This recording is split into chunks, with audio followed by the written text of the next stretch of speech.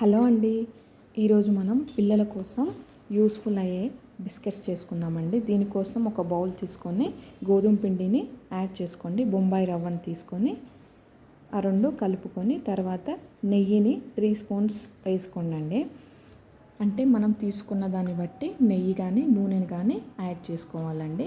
నూనె అయితే కాచి చల్లార్చి యాడ్ చేయండి. ఈ మూడింటిని బాగా మిక్స్ చేయండి. ఎంత కలిపితే అంత బాగా బిస్కెట్స్ అనేవి క్రంచీగా వస్తాయండి. మనము చేతిలో తీసుకుంటే ముద్దగా అయ్యేటట్టుగా ఉండాలండి. అప్పుడే మనం తీసుకున్న నూనె కానీ నెయ్యి కానీ సరిపోయిందని మనకి అర్థమవుతుంది. మనం తీసుకుంటే ముద్ద విరిగిపోయిందంటే కొంచెం నెయ్యి కానీ నూనె కానీ మళ్ళీ యాడ్ చేసుకొని మళ్ళీ కలపండి.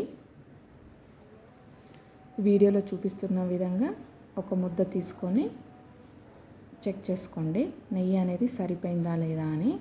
ఆ విధంగా విరిగిపోకుండా వస్తే మనం తీసుకున్న నెయ్యి సరిపోయిందని అర్థం. ఎందుకంటే నేను ఇక్కడ నెయ్యి తీసుకున్నాను కాబట్టి నెయ్యి సరిపోయిందండి. పించ్ ఆఫ్ సాల్ట్, చిటికెడు సాల్ట్ వేసుకోండి. తర్వాత డ్రై కోకోనట్ పౌడర్, తర్వాత సోంపు టేస్ట్కి అండి, సోంపు గింజలు యాడ్ చేసుకోండి. తర్వాత ఇలాచీ పౌడర్ ఉంటే వేసుకోండి. నా దగ్గర అవైలబుల్గా లేదు కాబట్టి ఇలాచీయే దంచేసి వేసుకున్నానండి. వీటన్నిటిని బాగా కలుపుకోవాలండి. మళ్ళీ ముద్ద టెక్స్చర్ వరకు బాగా కలుపుకొని తర్వాత జాగరీ అండి. నేను షుగర్ తీసుకోవట్లేను. బిస్కెట్ అనగానే షుగర్ అనుకుంటారు, కానీ నేను బెల్లంతోనే చేస్తున్నానండి. బెల్లం పౌడర్ యాడ్ చేసుకోండి. తర్వాత వాటర్ తీసుకొని సరిపడేంతనే వాటర్ యాడ్ చేసుకోవాలండి. ఎక్కువగా వాటర్ పోసుకుంటే లూజ్ అయిపోతే బిస్కెట్స్ అనేవి ఆయిల్లో వేయగానే విరిగిపోతాయండి. సో వాటర్ చూసుకొని వేసుకోవాలండి. వాటరు స్లోగా యాడ్ చేసుకోవాలి. మెల్లగా చపాతీ పిండిలాగా మెత్తగా కాకుండా అంత గట్టిగా కాకుండా మీడియంగా కలిపి పెట్టుకోండి. దీని అనేది అంతా కలిపి పెట్టుకొని 10 మినిట్స్ పక్కన ఉంచి పెట్టుకోండి. మనం చపాతీకైనా సరే 10 మినిట్స్ పక్కన పెట్టుకుంటాం కదండి. తర్వాత మళ్ళీ చెక్ చేయండి. మళ్ళీ ఒకసారి దాన్ని బాగా కలపండి. కిందికి మీదికి ఒకసారి కలిపేసుకుంటే అందులో ఉన్న ఇంగ్రీడియంట్స్ మళ్ళీ ఒకసారి కలుస్తాయండి. దీన్ని 2 పార్ట్స్గా తీసేసుకొని మనకి ఇష్టమున్న షేప్స్ కట్ చేసుకోవాలి కదండి. పిల్లలకి షేప్స్ ఉంటేనే బిస్కెట్స్ ఇష్టపడతారు కాబట్టి మనకి నచ్చినట్టుగా షేప్స్ రెడీ చేసుకోవాలండి.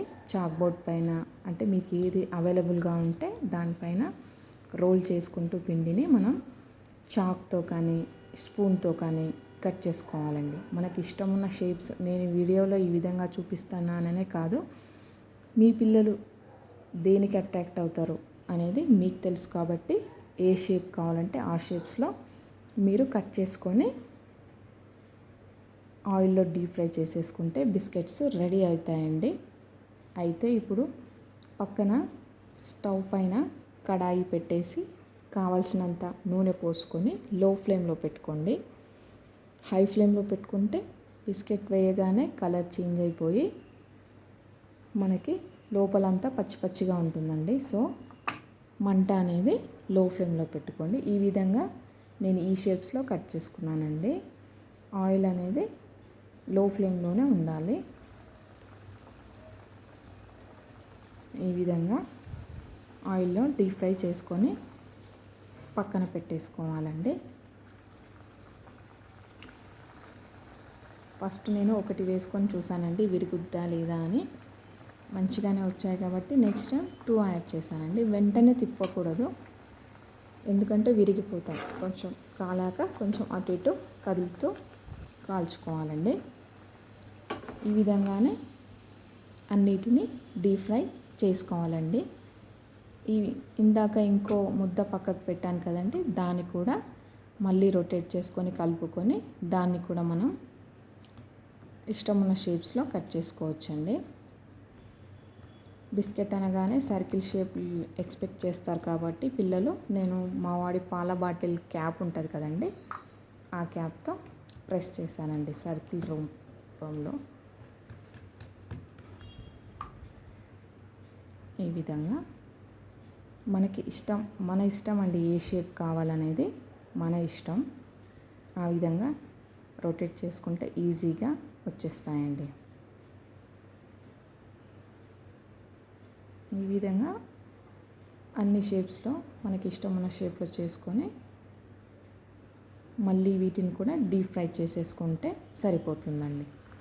ఫైనల్గా మనకి క్రంచీ బిస్కెట్స్ రెడీ అయిపోతాయండి ఈ విధంగా చేసుకుంటే. సో మీరు కూడా తప్పకుండా ట్రై చేయండి, మీ పిల్లలు ఎంతో మంచిగా తింటారండి. నేను ఇంకో ముద్ద తీసుకొని చేసేసరికి స్టవ్ అనేది ఆఫ్ చేయలేదు కాబట్టి ఒకటి మాడిపోయిందండి.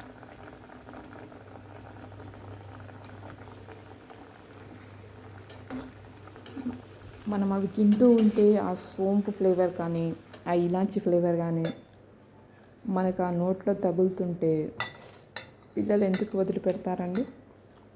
మనకి లాస్ట్లో అవుట్పుట్ ఈ విధంగా క్రంచీగా ఉన్నాయండి. ఒకటి బ్రేక్ చేసి చూపిస్తాను చూడండి. మనకి ఎగ్జాక్ట్గా షేప్ కావాలి అంటే మనం కొంచెం టైం టేకింగ్ తీసుకొని ఇష్టం ఉన్న షేప్స్ కట్ చేసుకొని చేసుకోవాలండి. ఈ విధంగా క్రంచీ